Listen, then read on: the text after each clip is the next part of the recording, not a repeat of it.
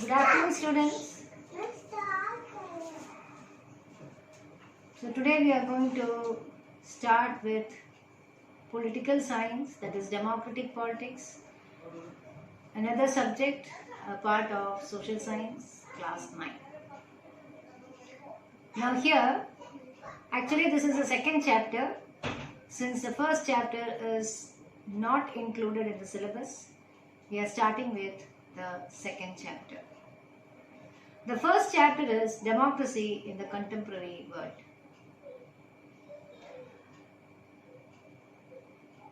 So what is democracy? It is not a new term to you. You have learnt it in 8th standard, where we define democracy as a government, a form of government where the representatives are elected directly by the people. So, in the words of Abraham Lincoln, that is the then President of USA, he defines democracy as a government of the people, for the people, and by the people. In other words, a democratic government is a government elected by the people, for the people, and it is of the people. So we are starting the second chapter. We are starting with, it says about the main features of democracy. Already I have defined what is democracy. It starts with a definition. Then the main features of democracy. And they are citing, that is, we are taking each feature of democracy and we are showing evidences, connecting it to certain countries where it might seem that it is a democratic form of government, but it is not so. Actually, theoretically, it is elected. They have an elected democratic government, but what is actually happening there? And then the last, you come to democracy, arguments in favor of democracy and against democracy. Then with that the chapter is over, but I'll be concluding it by giving certain social and political values of democracy. Already I have given you the definition, so let us see what are the features of democracy. 1. Major decisions taken by the elected leaders. 2. Free and fair electoral competition. 3. One person, one vote, one value. 4. Rule of law and respect for rights. So this is what we are going to deal today, where we are going to see different nations, though they are elected democratically, what is actually the situation in those countries. So the first one,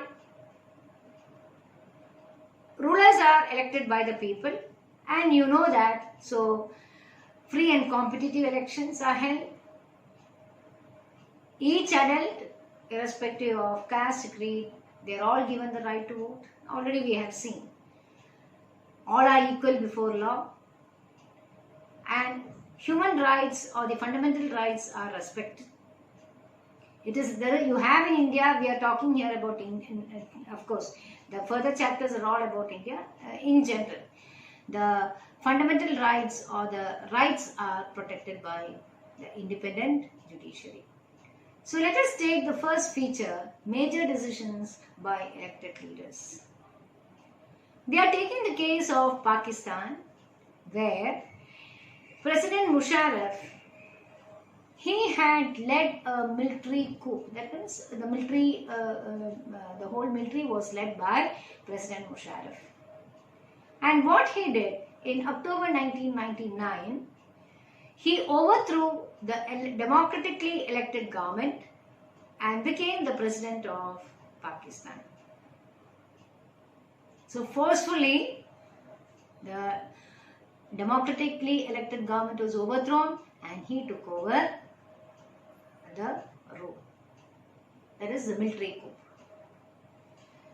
In 2002, he held a referendum to emphasize, to strengthen his position in the country. In 2002, a referendum, R-E-F-E-R-E-N-D-U-M. So what is referendum? It is nothing like but a vote, put to vote. So a referendum was held in 2002 in the country where he was given an extension of 5 years to continue his rule. So once he became the president of Pakistan, he did not follow the principles of democracy. Instead, it was a military rule. So he passed a law and it was called as the Legal Framework Order, which gave the president powers to dismiss the national and provincial assemblies. What is this now? See, national and provincial assemblies, they are the law-making body. And he ordered for re-election of the national and provincial assemblies. Sorry.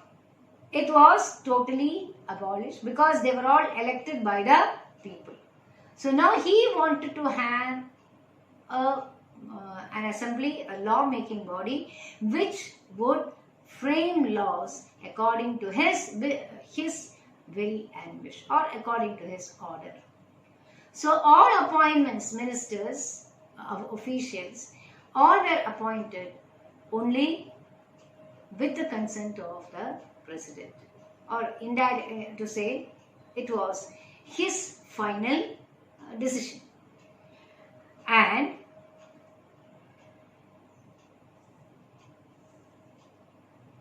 here, in this case where he overthrew the democratically elected government, in some provinces they did have some powers. Provinces means states, just like we have different states, Pakistan also. The states, they use the term provinces. So although President Musharraf was the ultimate, certain powers were given to the provinces, but the ultimate power vested in the hands of the president. No freedom of press, no freedom of religion, speech, nothing, everything was curbed. Curbed means reduced. So, the principle that in a democracy, major decisions are taken by the elected leaders is disproved in case of Pakistan till President Musharraf was the president of Pakistan. Of course, today things have changed. Next, we are going to talk about the next principle, free and fair elections. So, elections are free, anybody can compete, and fair. No fraudulent methods, no malpractices. That is what the theory says. But we are going to take the case of China, where elections are held regularly every 6 years. And the country's parliament is called as the People's Congress. So for electing the members of the People's Congress. Any party willing to contest in the election, they should get the approval of the Chinese Communist Party. How many other parties contest in the elections? Only those parties which have been approved, there might be, they would contest, but it is always that it is the Chinese Communist Party that comes to power. So here also there is no scope of the principle free and fair elections. Coming on to the next country, Mexico. That is another example of where free and fair elections are not held. Just like China, sorry, I made a mistake. In China, elections are held regularly every 5 years, and it is in Mexico that regular elections are held every 6 years.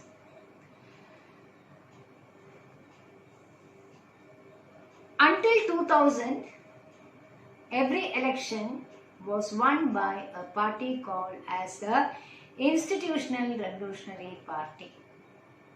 That is PRI. Actually, it is the expansion is going from right to left. PRI, Institutional Revolutionary Party. Every year till 2000, only this party used to win the elections. Because the opposition parties did not contest the elections. It is not that they did not, they were not allowed to contest in the elections. But somehow, it was brought to light what were the methods adopted by PRI, what all dirty tricks they used to win the elections.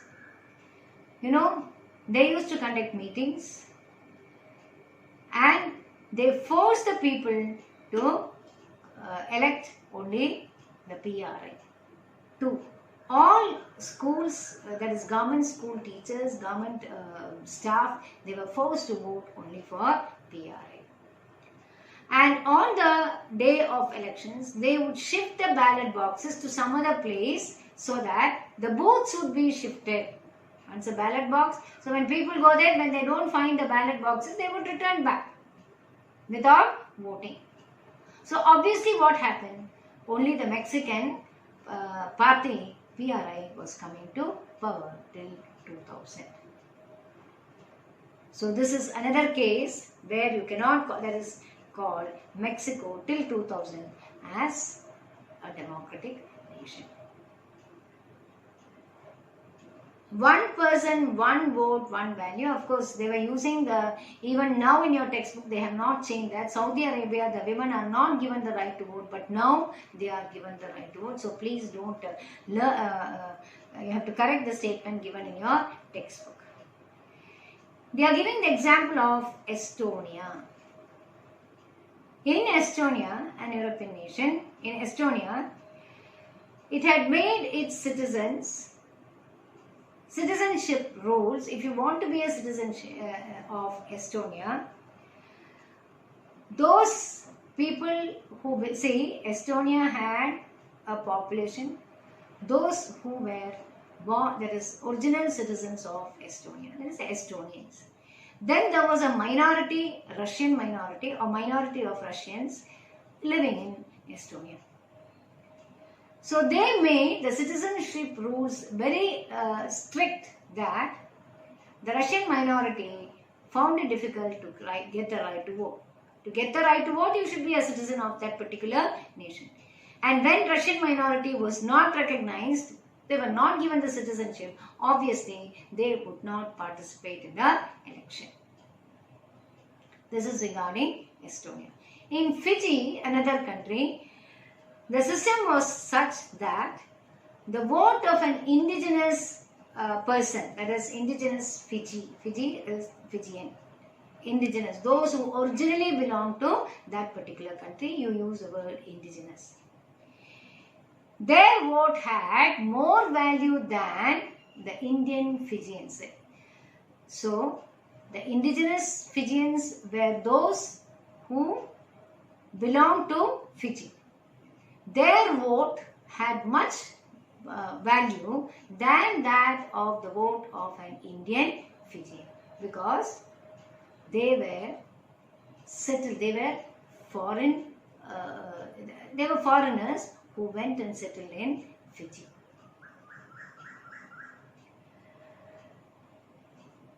Then comes rule of law and respect for rights. Here they are talking about another country, Zimbabwe. Zimbabwe is an African country. It was ruled by a party called ZANU-PF, Z-A-N-U, they are all capitals, a hyphen and PF. The first leader of the ZANU-PF, there is party, ZANU-PF was Robert Mugabe. He had been ruling the country right from the time they got their independence from the British. He was a very popular leader, but used unfair practices, unfair methods or practice to win the elections. Just like any other country, elections have been held regularly and always ZANU-PF only won the election. So, as they were the ruling party, the workers of the opposition party were ill-treated, and whenever they, during the time of elections, they always posed heavy problem to these opposition leaders and the parties. Their meetings were disrupted. They were not allowed to conduct meetings properly, and slowly, and what they did, if at all the public protested against the activities of ZANU-PF and Robert Mugabe, they banned all public protests were declared as illegal. That means they could not protest against the injustice done towards them by Robert Mugabe. Media was controlled by government, that is press, both the digital television and radio. It was controlled by the government, and the printing press was also controlled by the government. And whatever news was relayed or telecasted, it was only the government's version. They did not allow the opposition to give their version. If at all they were independent newspapers, the government did not allow the journalists to write anything against them. So, and some judgments given by the court was declared invalid as the decision was against the government policies. So when you see all these, this is another example where democracy is not, that is, the principles of democracy is not followed in the letter and spirit. Now we come across the arguments in favor, against democracy and for democracy. When you take the arguments against, what are, otherwise you call it as the merits and demerits of democracy. Of course, in a democratic government, since when you feel that this government is not suiting the people, or the ruler is not ruling in accordance with the people's need, and since they have elected the representatives, they can choose change the government if they want. So when the leaders keep changing, it leads to instability. See, every now and then your teachers, subject teachers change. There is no permanent teacher today, one contract teacher, after 1 month another contract. What will happen? Your standard is not stable. You start becoming weak with regard to your studies. Then, so every time democracy means it is only about competition. You compete with others. You are fighting for power, which means you cannot concentrate on the people's development. Instead, if it is one ruler, the ruler will need not listen to others' opinion. He can take his own decision. 3. Since in a democracy, the people elect the representatives, definitely the leaders have to consult the people's representatives. Suppose, see, today itself, now if you see the Prime Minister, every time he is keeping in touch with the chief ministers and the various ministers to know what is happening and to know, to represent what they want. So that is a democratic government. So he has to listen to them and take decisions accordingly in favor of the people, because he is elected by the people. So sometimes decisions may delay. That is another drawback of democracy. Then, democracy leads to corruption because it is based on electoral competition. So what happens? If you want to win the vote of people, again, vote bank. To get the vote, of people. They might bribe you, they might give you money, they might give, especially in the rural areas, they might give lot of promises to them. And so what happens? Ultimately, an able leader might not be chosen. So, ordinary people, when you are, during the election campaign, they say we will do this, we will do that, and you give them some money in during the time of election. You give them freebies, that is free gifts in the form of so many. They promise you that we will give you color TV, we will give you laptop, your children. So what happens? People are, especially the rural people, are innocent. So they do not know what is best for them. Just carried away by the election campaign or promises, they vote for these leaders. Now let us see what are the arguments in favor of democracy. A democratic government, now we might have n number of governments. It might be an autocratic government. Autocratic is the rule of a single person who will rule according to his own will and wish. So when such a rule is there, it is most likely or almost every autocratic ruler will rule only for his own welfare. And once his rule is over, especially with his successor, then his son takes over. So it becomes the rule of a dynasty. People belonging to the same family. Here, in a democratic government, there is no chance for such things to happen. If we don't like, after 5 years, whether we want or not, the Lok Sabha has to dissolve and we elect new leaders. Always, decision making, although it is delayed, there is a quality in the decision making, because the elected representatives will take decision in favor of the people. Since they are elected by the people, they have to get the confidence of the people. Then, whenever there are differences among parties, political parties, among people, and conflicts internally among ourselves or among different parties, over different issues, only in a democracy there is a chance, or there are all chances for these conflicts and differences to be settled peacefully. Then, it enhances the dignity of citizens. Why? Because we are given the right to vote. In a democratic nation, all the citizens, if you take India, above 18 years of age, you are given the right to. So when you are given the right to, it means that they are respecting you. People are respected. The citizens are respected. So you can choose your leader. So your dignity is enhanced. Then, democracy is the only form of government where there is a room for correcting your mistakes. So, now this government has not ruled properly.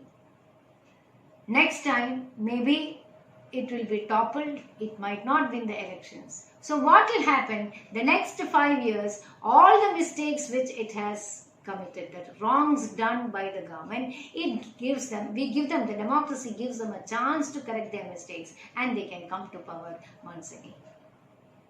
So, when we weigh the pros and cons, that is merits and demerits, always democracy is the best form of government. Very interesting and nice chapter. I think I have covered all the topics, very explained in a detailed manner. And there is one broader meaning of democracy, which I would like to, there is social and democratic political values of democracy, it is connected with the chapter, but going a little beyond the chapter. That I will do it tomorrow. So 4 lessons we are completing. Yes, I think it is, now this is it's a need of the hour. See, I am just completing the lessons, and there is a website, there is mycbseguide.com. You can even download the app. It will be useful for all the subjects. And social, if you see, they have given you one-word questions, questions and answers. all the textual questions are covered. So now there is, since what you call as making you mark the question through video, it is difficult for me also. Sometimes you might not follow. When it is directly you are seeing me, you might ask me, madam, repeat. Of course, YouTube, you can listen to it whenever you want, but still. So what you have to do is, all these 4 lessons which I have taken, slowly, see, there is no hurry at all. We have time till June. One by one, the order of the lesson will be French Revolution, then, first will be India's ice location, second, French Revolution, third, story of Palampur, and fourth one, what is democracy, by democracy.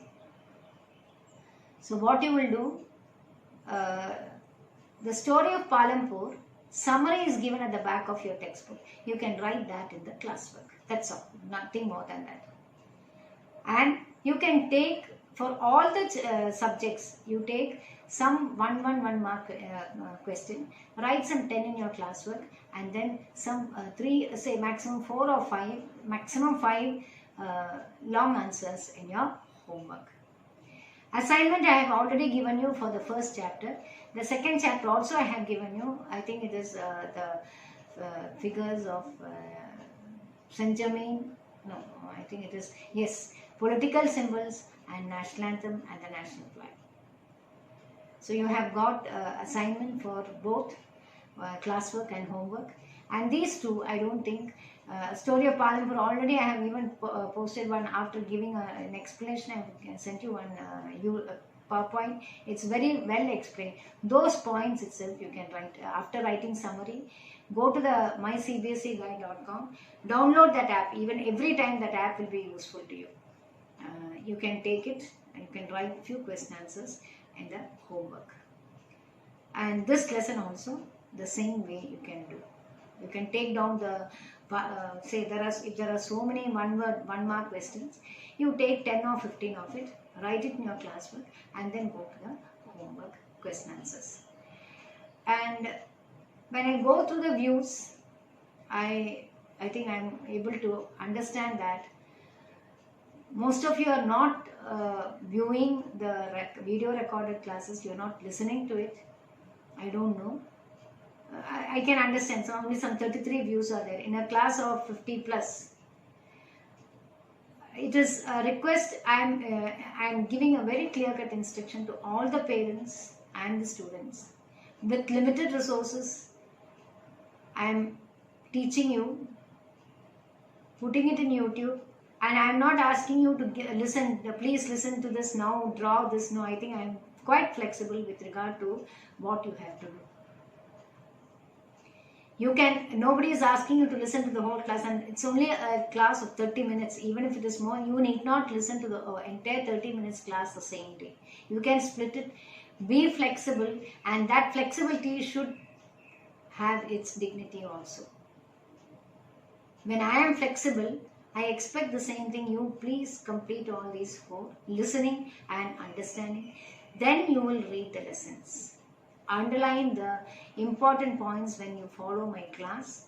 Have it in your textbook. And please, this is the time for you to read the lesson and underline the important sentences. I mean key words. After the school reopens, I am not going to repeat all this, because how I take class in the school, only thing, board is not there, blackboard, because I use the blackboard to jot down the main points. But now for you, you can listen to the class whenever you want and you can take it down. So that is one advantage of this YouTube class. And other than that, I have not made any compromise over teaching just because it is not a vacation class. I am sitting and preparing for this class every day. So now we have finished 4 chapters. Tomorrow I will wind up this. It is giving you some more extra values of democracy. And this week, I think tomorrow is Thursday, we'll stop. And then next, and whether it is May or maybe in a week I'll be or 2 I'll be taking classes. It will be put in a YouTube for your own welfare. You finish for these 4 lessons, stop it with this. Later on what you have tried, all those I will tell you later. So you have enough time, but that enough time is when the school reopens, all these lessons should be complete. So I think for today it will do. And one more thing, children. See, this is the time when you all are spending, God has given you a good opportunity to be with your parents, to be with your sisters, to be with your grandparents. In the name of all, and always don't sit with your books. Every time, no.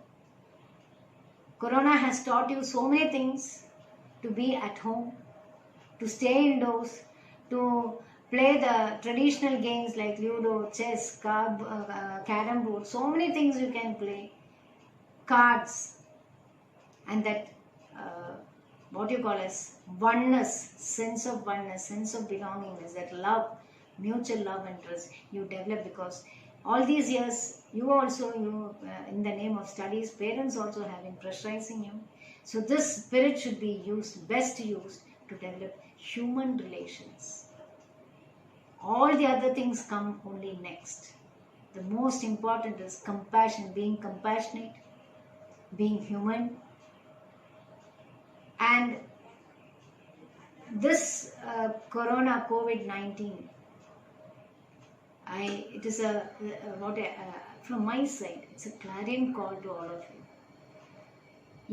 If you're finding it difficult to stay indoors, think of the aged people, those who have become victims of this COVID-19, 65 and above, and still older people who need support. How they are suffering after there is being isolated for 14 days, 28 days. Imagine their condition when they need a moral support. You take the disabled. Normally it's a disabled students, children, when they are affected, their accessibility, mobility is not there compared to you. Imagine their situation being inside the four walls of the room or four walls of a house. Have you ever thought of them? And for you, this quarantine period, it is a big problem. No. The only solution for this COVID-19 is stay home, stay safe. Stay home, stay safe. Follow the lockdown rules. If you want the school, everything to function normally, unless you follow the rules properly, things are not going to be normal. And if you go out, this is it spreads fast. They will have to trace back where all we went. We would have gone to a shop to buy something. We don't know the person might not have, he might be a carrier. So let us be dutiful citizens by following the lockdown rules, and be human and realize that your prime duty was to protect yourself, your family members and society. So thank you, children, and let me call it a day and meet you tomorrow.